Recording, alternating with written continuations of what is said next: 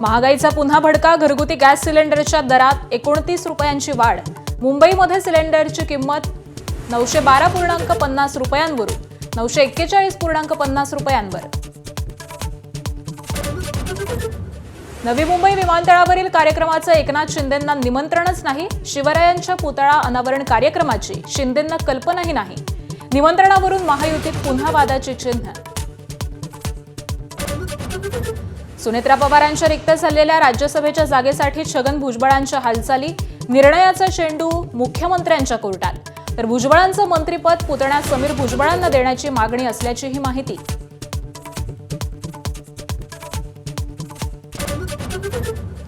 साताऱ्याच्या कराडमध्ये पत्नी आणि मेव्हण्याकडून इंजिनियरची हत्या.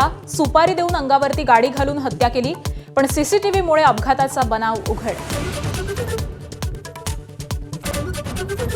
कांदा उत्पादक शेतकऱ्यांसाठी मोठा दिलासा. नाफेड आता थेट बाजार समित्यांमधून कांदा खरेदी करणार.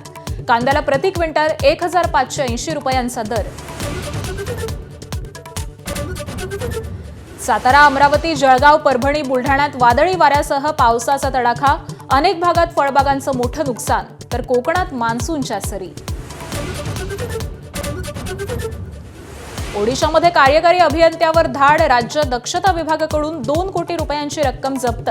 बँकांच्या विविध लॉकरमध्ये रचल्या होत्या नोटांच्या थप्प्या.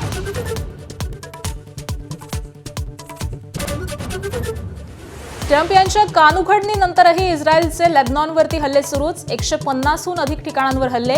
लेबनॉनकडूनही इस्रायलच्या लष्कराला जोरदार प्रत्युत्तर.